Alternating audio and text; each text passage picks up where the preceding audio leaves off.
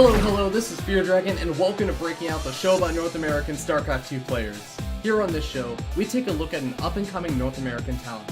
Each week, we check out a new player to get a feel for their personality and their playstyle.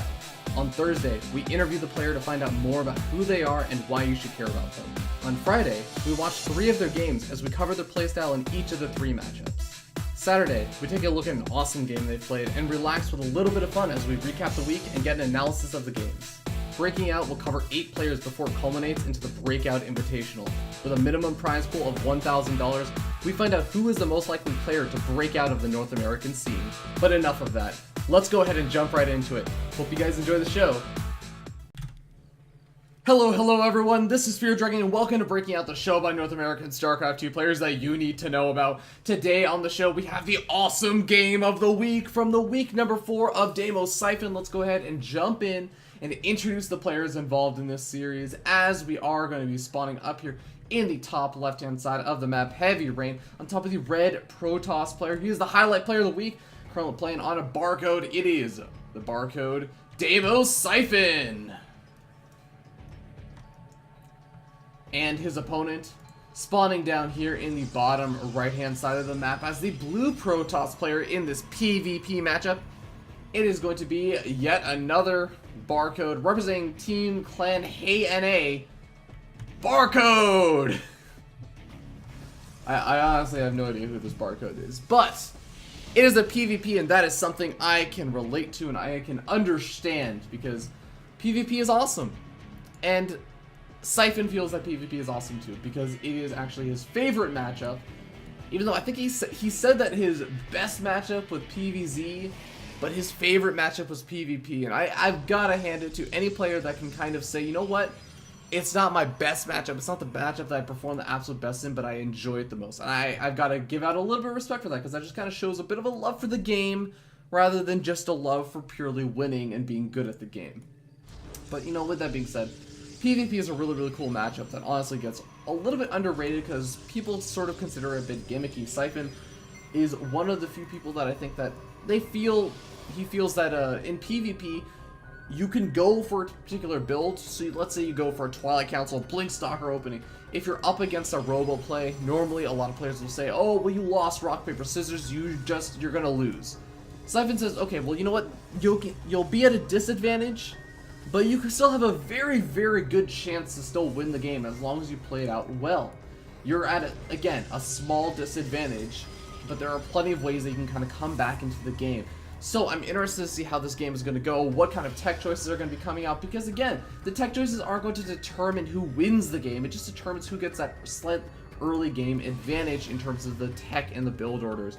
And, you know, different opportunities and possibilities are open, and if this was just a game where it was easy to just play out perfectly and say, well, I have a 10% advantage, and that means that 100% of the time I won't make mistakes and I'm just gonna win from here, then everybody would making GG timings after their split back in Wings of Liberty before, you know, Heart of the Storm automatically did, because you just be like, oh, well, it looks like your split was a little bit better than mine, you have the 2% advantage, GG, and that's not the case. That's what makes StarCraft so beautiful.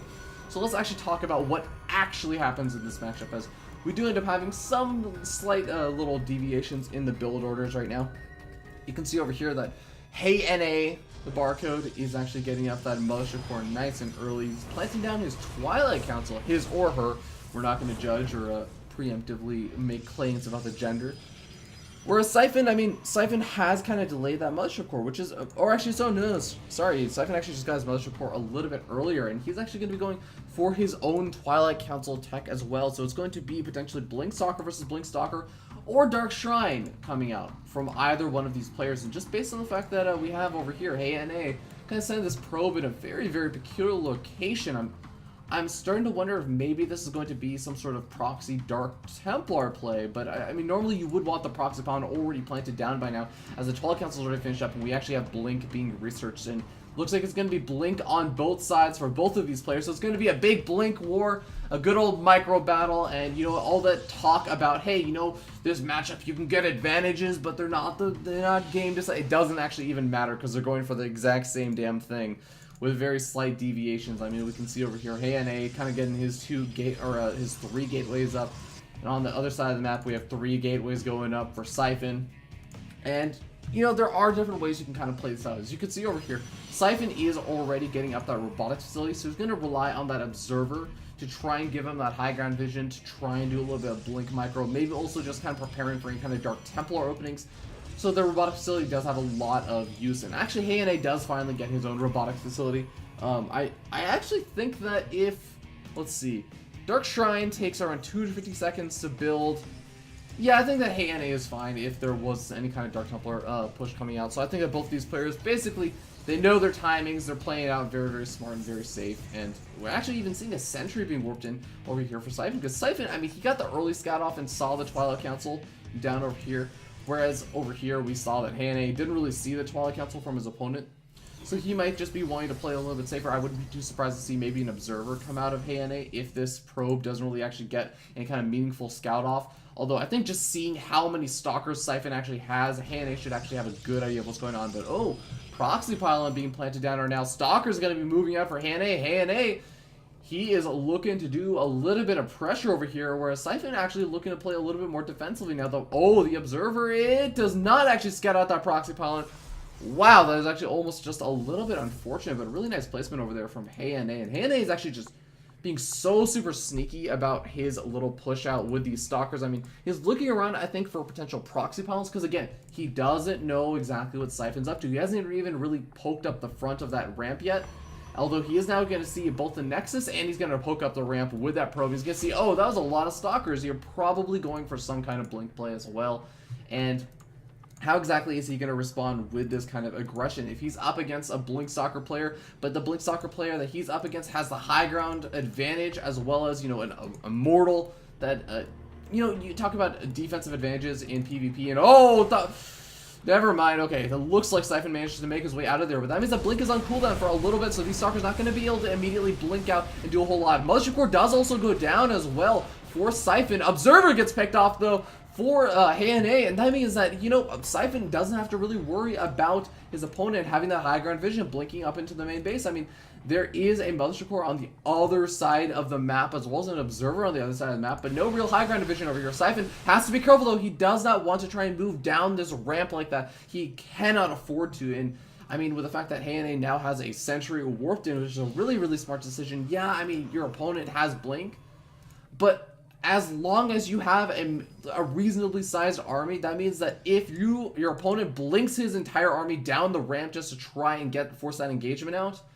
then he doesn't have blink for the actual engagement to blink back his stalkers. Now we end up seeing the big engagement happening, but it looks like Siphonn just kind of compensating for that by saying, well, I'm just going to blink close enough that, you know, your stalkers can really blink back effectively. And he goes ahead and blinks up once again, manages to take out a majority of those units, even though he ends up losing both of those immortals. I mean, he still just gets a huge advantage in that kind of engagement. Picks off so many of those stalkers for free. A really nice blink up from HNA, actually manages to salvage one of those stalkers, but I mean, Siphonn is continuing to pressure his way across the map. He knows, he smells blood. He has killed off so many of the units of HNA, but HNA has this a Nexus going up. That is going to be a big advantage that he's going to want to try and secure, and with that Nexus actually finishing up, his defensive advantage, it increases by a lot, because now he can turn down the Photon Overcharge over there. He has the Mothership Core back over here in the main base. He has to get over there in time, though, and he's actually losing a lot of stalkers trying to defend this. The Immortal is now going to be coming out. It's so low in health, and Siphonn is going to want to try and pick that up. He does manage to get the pick off on it. The Photon Overcharge does go down, though. That's going to push back Siphonn for a little bit, so HNA going to be holding strong for a little bit, but is Siphonn going to continue to push in? At the same time, we actually have some Zealots being warped in over in the main base of Siphonn, trying to do a little bit of damage. We'll have to see how much damage they managed to do. About 6 workers killed, so a pretty sizable amount, and at the same time, Siphonn kind of moving his way over into the main base is absolutely crazy. These two players kind of just going back and forth with the aggression, but Siphonn gonna have to blink out that Immortal, once again proving very, very strong. That's that defensive advantage in the Blink Stalker wars, and when you both have a robotics facility, those Immortals count for so much against the Blink Stalkers. But at the end of the day, I mean, Siphonn does get pushed back. His Nexus is a little bit delayed, and he's I mean, he lost a good number of workers, but he was making more workers overall throughout that entire engagement. So he actually is still in a pretty comfortable position. I mean, he's lost 6 workers. He's only killed off 1 worker, but he still has a good 2 worker lead just because he was making workers throughout those the entire range of engagements and the range of aggression that was going on. So he's actually going to be in a pretty good position. But we have, once again, Siphonn going ahead and being aggressive. He has to be careful, though, because there is this immortal out for Siphonn. Now, it's one immortal versus one immortal, so it's a relatively even on that front. But the second immortal is going to be popping out. Oh, no, it's actually an observer popping out over here for Siphonn, so he's going to have to be very, very careful. He's not going to have any kind of additional defensive advantages. That force field working wonders over here for Siphonn, just stopping so many of those stalkers from actually being able to fire. The immortal goes down for Siphonn. Siphonn could be in a lot of trouble over here. This immortal over here from Siphonn actually doing a lot of damage as well. Probes actually being pulled off the line. Zealots ravaging the probe count also of Siphonn. Siphonn blinking up ahead. He does actually have some really good micro in that engagement and manages to pick off a majority of these stalkers over here from Siphonn, but an immortal going to be joining the fray, and with the damage and buffer of these zealots, is it going to be enough? No, he's going to go ahead and back up. He does not want to lose that very, very expensive immortal. Some zealots, or sorry, stalkers being warped in over here. Looks like, amazingly enough, does he actually not realize that this is Siphonn's pylon? I don't think that Siphonn has actually realized that. That is really, really unfortunate, because that just is the reason why there have been those kind of crazy zealot warpins over here that went into the main base and did a bunch of damage earlier on. And that is really, really annoying. And oh my god, Siphonn actually may be able to catch up with this immortal. He does catch it, and he's going to go ahead and blink on top of it, but a second immortal, a third immortal is over there, and Siphonn's going to be losing a lot of these stalkers. Oh no, that is a big loss for Siphonn. But the big advantage that Siphonn actually does get, kind of, is that he realizes there is this damn pylon over here warping in zealots. Siphonn gonna warp in one last zealot just because there's not a whole lot of DPS over here for Siphonn. See what damage you can do. He does not really manage to get a whole lot of damage done over there. But at least he forced out a couple more stalkers, and, you know, at the end of all of this, I like Siphonn's position just a little bit better, because he has those very expensive and very useful with these armor composition immortals, and he also has an 11 worker lead during that last push in. I mean, Siphonn was pulling probes. He was in a really, really dire situation, excuse me. But he's not entirely out of it just yet. He still has a pretty good stalker ball. He still also has his +1 weapons actually being researched, which is actually really, really helpful, especially in PvP. You cannot underestimate those upgrades in PvP, especially the +1 weapons. I believe that someone did some sort of calculated analysis of how much the different weapon upgrades help out in PvP. +1 versus +1 weapons versus +2 weapons versus +1 armor. I believe they said that +1 weapons is the most helpful upgrade. This +2 weapons is the second most helpful, and then +1 armor. So it's really, really interesting how that works out. But +1 weapon is going to be a really nice advantage for Siphonn to have. But looks like Siphonn not too far behind on that front. So I mean, the advantages are kind of dwindling for Siphonn. He's going to have to find another way to really, really kind of overcome his deficit in the matchup right now. I mean, he's actually doing a pretty good job of just getting out a lot of probes consistently. I mean, you can see over here, even right now, Siphonn kind of halted the probe production for a little bit. I think that he does occasionally resume it, and I assume that he's going to resume it once again once he gets up this third expansion. But, I mean, you can see over here that Siphonn's just pretty much consistently producing at least one probe at a time, oftentimes two. So he's been able to do a really, really good job of catching up, even though he's lost 20 workers throughout this entire game. Now, the other big advantage that he has to deal with is the fact that his army it doesn't really seem like it's going to hold up to Siphonn's army. Because, yeah, he has a lot of stalkers. He's actually just one stalker ahead, but he's actually behind in the immortal count, which is actually huge, especially if this ends up going into the robotics tech and going into Colossus, as Siphonn is trying to do right now, because Colossus don't actually do that well against a lot of immortals. The immortals do a great job of tanking out that kind of splash damage attack that the Colossus want to do, because the hardened shields just absorb so much of it that the splash damage isn't that big of a deal, and they manage to just get right on top of the Colossus and do an absurd amount of damage, really, really take out your opponent's army so quickly, as well as those stalkers, which is honestly the real only buffer that exists for both of these armies. So I mean, Siphonn is really going to have to try and get this to the late game where he can actually get up, you know, a really, really sizable Colossus count to deal with a kind of immortal count that Siphonn has right now. Now, Siphonn, what is he doing tech-wise these days? It looks like he's just kind of adding on a couple more gateways, getting up that third expansion. He does have a Templar Archives done, so he's getting into some of those Archons. He's kind of morphing in a couple at a time. Those are going to be very, very helpful, especially against something like a Colossus-based composition. Now, does he actually have charge? Yes, he does have charge. Already finished researching on these zealots. Now, Siphonn going to be getting charge up for himself as well, so he's not going to be in too bad of a situation in that regard. But overall, I would like to see Siphonn really just try and play it out a little bit defensive. Wait until he at least gets a 4 or 5 Colossus, because that's when you can really start turning the tide of these kind of battles, despite how many, you know, charge zealots or stalkers that your opponent has, because you just are one-shotting units in massive clumps. And it really, really does start helping out in those engagements to have that kind of splash damage capabilities. Whereas, I mean, Hane really doesn't have much splash damage besides these Archons. He's really just relying on a lot of really powerful single target units, but he has a lot of them, so it's going to be relatively okay for him. And actually, Hane is going to go ahead and push out. I really like this decision from him. I mean, I feel like he can really hit at timing, but does he actually have that much scouting information off? He did just kind of go ahead and manage to do a little bit of scouting information over there as he kind of poked into that third expansion, I believe with a probe or a zealot or something. And yeah, I think there was a zealot wailing away at that photon cannon. But yeah, he can push in over here. You saw kind of the Colossus count is still pretty low for Siphonn. Siphonn going to be getting out his third Colossus though, so this is starting to become a very close timing that he's going to have to try and hit as soon as possible, I feel. And he's going to be doing just that as he starts to move in over here. Charge Zealots are ready. He does not have a proxy pylon set up, though. He's going to be setting up just now. Has the the Mothership Core as well joining the fray, so you can lay down a couple of Time Warps. Time Warps so helpful, especially when dealing with those Colossus that want to be microing themselves back and away from those things like the Immortals, the Charge Zealots, etc. And I also like what you know, Hane is doing. He's kind of leading the charge with a single Zealot, just trying to soak up a little bit of that damage, but also get a little bit of scouting information off. Now Siphonn is going to be in a very dire situation. He loses the Mothership Core, but he does get a Photon Overcharge off. He's going to be able to at least have that defensive advantage. Time War does go down over there for Siphonn. He's going to be able to do a nice little bit of slowing on his opponent's arm, but the Blink Stalkers actually blink up right on top of those Colossus. That's going to be very annoying for Siphonn to deal with, but those Colossus, 3 of them still did manage to survive. The Archon's taking a lot of the damage. The Immortals not really getting a big shots off on the Stalkers and his opponent's Immortals just quite yet, so Hane gonna have to back up as he is actually taking a lot of damage now,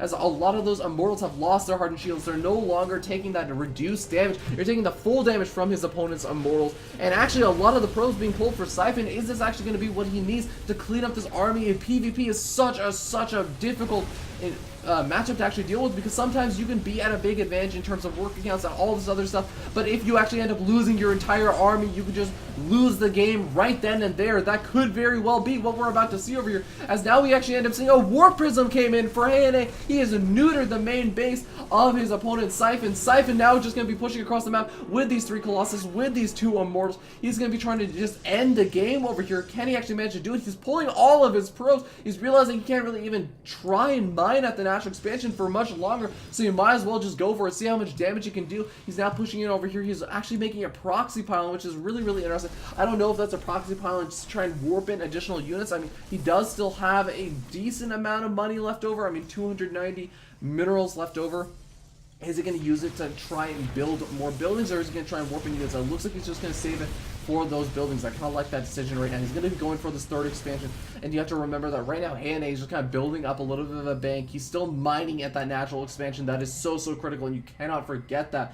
The one thing that I will note, though, is that I don't think that Hane, he has a couple of buildings across the map, so he's not in too bad of a situation. Now we end up seeing pros being pulled over here for Hane. He realizes how important it is that he just has to win this one engagement. He can take this game, but Siphonn realizes the same. He has 4 Colossus out. That's going to help out so much against all these charge zealots and against all the probes. The probes immediately being massacred over here for Hane. Is it going to be enough, though? The Archons are taking up again so much damage. The Immortals doing a lot of damage to these Stalkers as well for Siphonn. Siphonn controlling this out really well. Hane blinking up, managed to snipe off 2 of the Colossus. A really good win, but was it too big of a commitment? Did he overextend himself? Is he going to be losing a lot of these units? Siphonn now pushing into the natural expansion, taking out probes. Probes attacking the Colossus from every single angle. This is not something that you see very often, folks. This is nice target firing down, going from those Colossus, trying to do as much splash damage as possible. The Immortals taking a lot of damage from Siphonn. He does end up losing 1 of those Immortals. An Archon trying to chase down these Colossus, but the Colossus managed to take out the Archon. The probes have been cleaned up. There's only 7 probes left over for Hane, as well as a single Immortal left over. The Immortal is chasing down the Colossus. Every single kill that he can get will be absolutely huge, but no, Siphonn manages to clean it up. And now Hane is left with just 4 Zealots, a Warp Prism, and a Mothership Core. But the Mothership Core is actually huge right now because there's no anti-air of capabilities for Siphonn. He can actually just go ahead and start wailing away this army. I feel like right now, A could actually just win. He also has the Warp Prism, which really was some really sick micro. It's going to be difficult. It's going to be really difficult to micro Warp Prism with Zealots in it against a two Colossus and an Immortal. But it maybe can be done. Oh man, this is going to be really intense as he's trying to drop one of the Zealots, and one of the Zealots is trying to focus fire down that Immortal. He managed to pick up both of the Zealots. He manages to get another couple shots off on some of those Colossus and keeps all the Zealots alive, but he's taking a lot of damage. There's a Sentry! There's a Sentry available for Siphonn. I did not realize that he had the Sentry. GG gets called. He realizes that the Warp Prism cannot wait around for those shields to recharge with the Sentry there. Nor can the Mothership Core actually take on that fight. Although, actually, I don't know. I feel like actually the Warp Prism may have been able to... I think that the Mothership Core actually could have won this game. I think that is a bit of a blunder from A. But it was such an intense and close game. I can't really blame him for losing track of that. But GG, well played, gets called. And Siphonn going to take the game in the end. So very well played by both of these players.